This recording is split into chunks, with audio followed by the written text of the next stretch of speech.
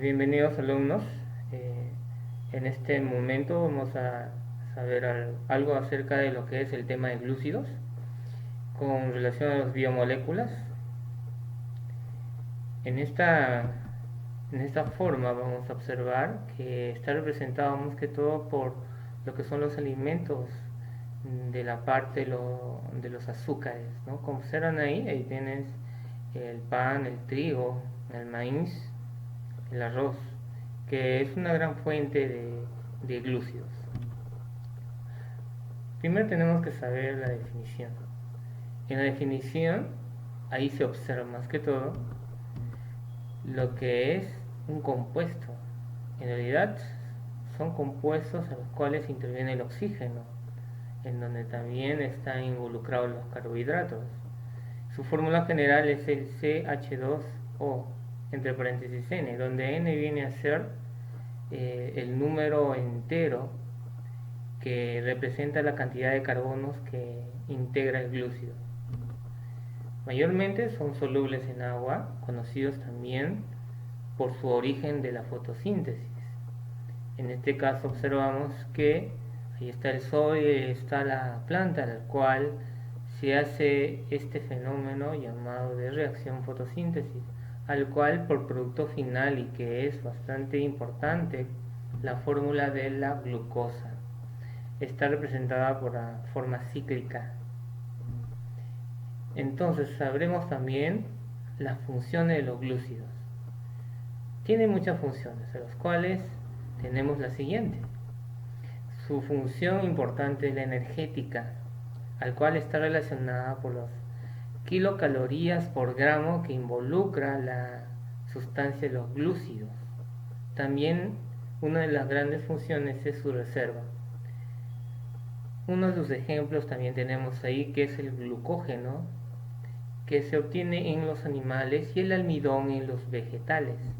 También su función también es estructural, en donde la celulosa se observa en las plantas y la quitina en los hongos y en el exoesqueleto de los artrópodos. Dentro de lo que es el caso de ejemplos en el almidón, ahí representamos la papa, ahí lo observamos. También tenemos ahí en el caso de lo que son las estructuras, tenemos ahí más que todo en función a la celulosa que está en las paredes de la célula de las plantas. Y también en el caso de la quitina lo observamos en lo que es el cangrejo, en la parte del exoesqueleto de este artrópodo. En el siguiente paso observaremos también una clasificación. En este caso está clasificado en tres grandes grupos, en los cuales tenemos los monosacáridos, los oligosacáridos y los polisacáridos.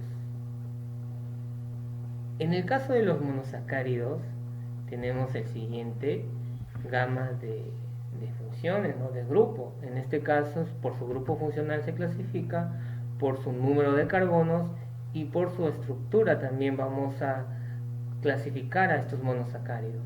En los oligosacáridos, más que todo está representado por una pequeña cantidad en un intervalo de 2 hasta 10 carbonos, a los cuales solamente en este caso hablaremos de los que son los disacáridos, que significa la unión de dos monosacáridos.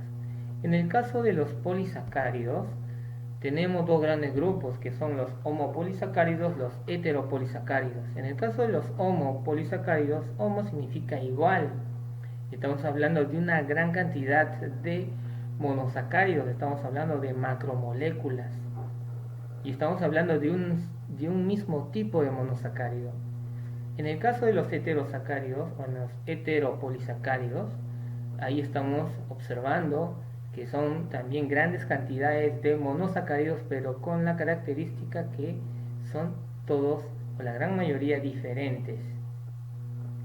En esta clasificación también tendremos el siguiente acuerdo en observación. Los monosacáridos en sí, como hemos visto, lo hemos mencionado en la anterior diapositiva, el CH2O entre paréntesis N, donde N es un número entero que va a representar la cantidad de carbonos que puede existir en el monosacárido. Si hablamos, por ejemplo, por el número de carbonos, vamos a hablar primero con 3, que son las triosas, y uno de los ejemplos es el dihidroxicetona y el gliceraldehído. En el siguiente caso tenemos las tetrosas con 4 carbonos y su ejemplo es la eritrosa y eritribulosa. En el siguiente tenemos las pentosas con 5 carbonos y su ejemplo es la ribosa, la desoxirribosa y la ribulosa. Y el más observable, el que es más conocido, ahí tenemos las hexosas, además también que tienen 6 carbonos, y entre ellas tenemos la famosa galactosa, fructuosa y la glucosa. En el caso de la observación del monosacárido por su estructura, tenemos dos clases, una de forma lineal y una forma cíclica, como se observa en la figura. En sí, en ambos casos, está compuesta por 6 carbonos. En el siguiente es por su grupo funcional. Ahí tenemos el primer grupo de las aldosas y el siguiente grupo de las cetosas. En el caso de las aldosas, por su grupo funcional, y la más conocida, como hemos dicho, es la glucosa. Y en el grupo funcional de las cetosas, ahí tenemos más que todo la fructuosa. Tienen que darse cuenta que las aldosas y las cetosas tienen la diferencia por el grupo funcional. ¿Y en qué se basan las aldosas? Por su grupo funcional y que se observa de esta manera. En el caso de las aldosas o aldohexosas, su grupo funcional es el aldehído, que tiene el grupo carbono, oxígeno, hidrógeno, en el cual es el llamado CHO. En el caso de la fructuosa, su grupo funcional es la cetona, que está representado por carbono y oxígeno. Como se observa ahí, en ambos casos son monosacáridos de 6 carbonos. Pasamos ahora al la siguiente división. En este caso tenemos los oligosacáridos, que estamos hablando solamente de pequeñas cantidades de monosacáridos unidos por un enlace glucosídico. En este caso tenemos un grupo muy importante. Primero sabremos un poco de su definición. Son aquellos glúcidos formados por pequeñas cantidades de monosacáridos, como ya les estoy diciendo, y el que vamos a observar más que todo es el disacárido. Y más que todo, como le hemos dicho, es la unión de dos monosacáridos mediante un enlace glucosídico. En este caso tenemos 3 ejemplos. El primer ejemplo, ahí tenemos la maltosa, en el cual se obtiene más que todo por la malta, ¿no? Esa cerveza que observas y que lo ves en algunas cervecerías, ¿no? La sacarosa, que ahí más que todo se obtiene de la caña de azúcar, ahí donde está representado, y donde en sí de manera industrial se observa también su producción. Y también tenemos ahí la lactosa, que se obtiene más que todo de la leche. En cada uno de los casos, los azúcares, ¿no?, o glúcidos tienen diferente comportamiento en el sentido del gusto, porque de una o de otra manera, en el caso de las sacarosas, se observa un dulce bastante apreciable.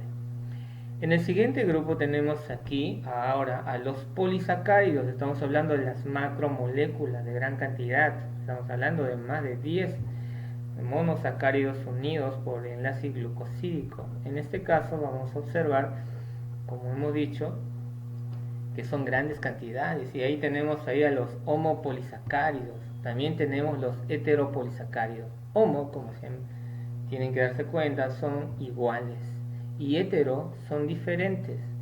En este caso vamos a hablar de los homopolisacáridos, cada uno de ellos con una característica importante, tanto como el almidón, el glucógeno, la celulosa y la quitina. El almidón, más que todo, bueno, viene a ser una reserva energética en las plantas, como la amilasa y la amilopectina. Y ahí tenemos y lo observamos también en la papa. El glucógeno lo obtenemos más que todo en la glucosa, ahí está. Y lo vemos en el hígado y ahí está representado. La celulosa se observa también en las paredes de vegetales y los hongos. Y ahí tenemos como muestra uno de los más representativos, ¿no? Que son las paredes de los hongos. Y la quitina, ¿no? Como hemos dicho, es el exoesqueleto de los insectos y artrópodos que está muy representado por el cangrejo. Ahí tenemos también, en el caso de los heteropolisacáridos, tenemos este grupo que es muy importante.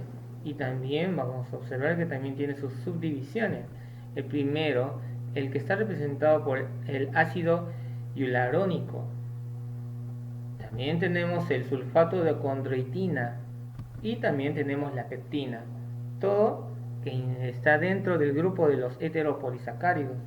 En el primer grupo, como hemos hablado del ácido hialurónico, ahí tenemos lo siguiente, formado por dos diferentes monosacáridos. ¿Y en dónde lo encontramos?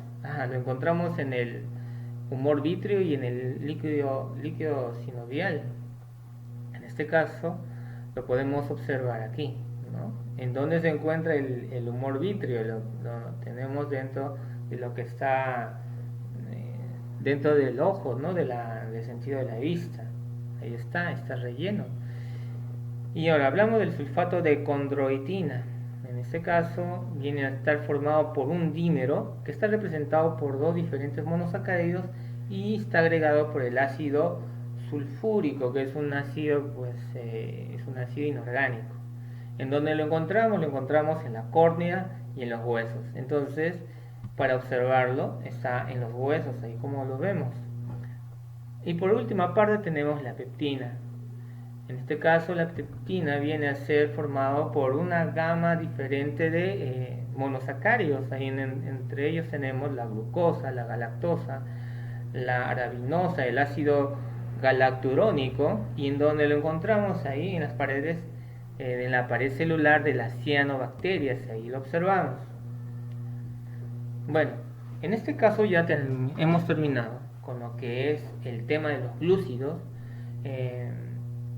Vayan repasando en cada una de las definiciones para que puedan tener una mayor capacidad de poder descifrar y poder así entender un poco de este tema que es bastante importante e interesante.